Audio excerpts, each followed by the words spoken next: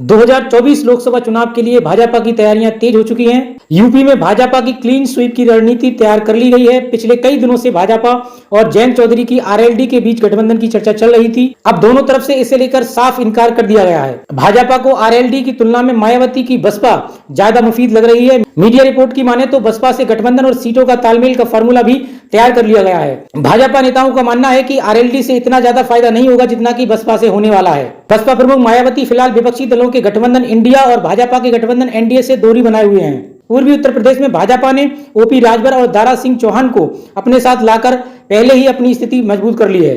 अब बीजेपी के निशाने पर पश्चिमी यूपी है। भाजपा नेताओं का मानना है कि आरएलडी के जाट वोट पहले से ही बीजेपी के साथ हैं।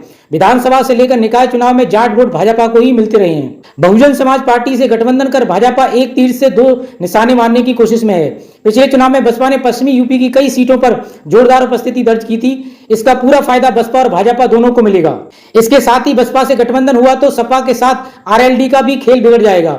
बसपा के साथ सीटों का तालमेल भी भाजपा से तय कर लिया गया है। पिछले लोकसभा चुनाव में बसपा को उसकी जीती हुई सीटें देने पर पार्टी नेता सहमत हैं। बहुजन समाज पार्टी ने पिछले लोकसभा चुनाव में 10 सीटें जीती थी। अभी मायावती या बसपा की तरफ से इस बारे में हालांकि कोई बयान तो नहीं आया है, लेकिन भाजपा को उम्मीद है कि गठबंधन हो जाएगा। बीजेपी के नेताओं का मानना है कि बसपा के अकेले चुनाव लड़ने पर विधानसभा चुनाव जैसी उसकी स्थिति हो सकती है।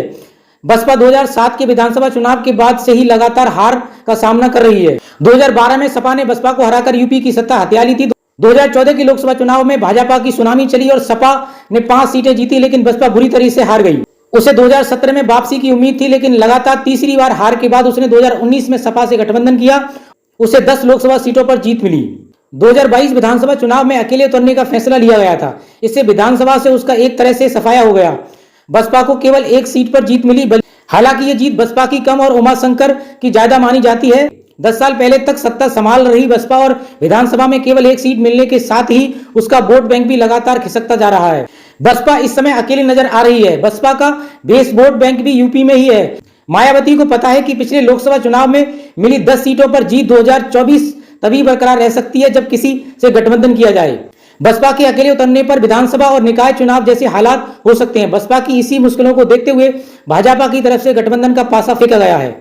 मायावती लगातार मुस्लिमों को साधने के लिए तरह तरह के प्रयोग करती आ रही है। इसके बाद भी उन्हें मुस्लिमों का साथ उस तरह से नहीं मिल पा रहा है जैसे सपा को मिल रहा है। वहीं इस बारे में सपा सांसद एसटी हसन का कहना है कि मायावती उनके साथ जा रही हैं तो उन्हें पता है कि मुस्लिम वोट बसपा को नहीं मिल रहा है। वह पहले भी अपने वोट शिफ्ट करती आ रही हैं। पिछले कई चुनावों से लगातार बीएसपी को हार का सामना करना पड़ रहा है।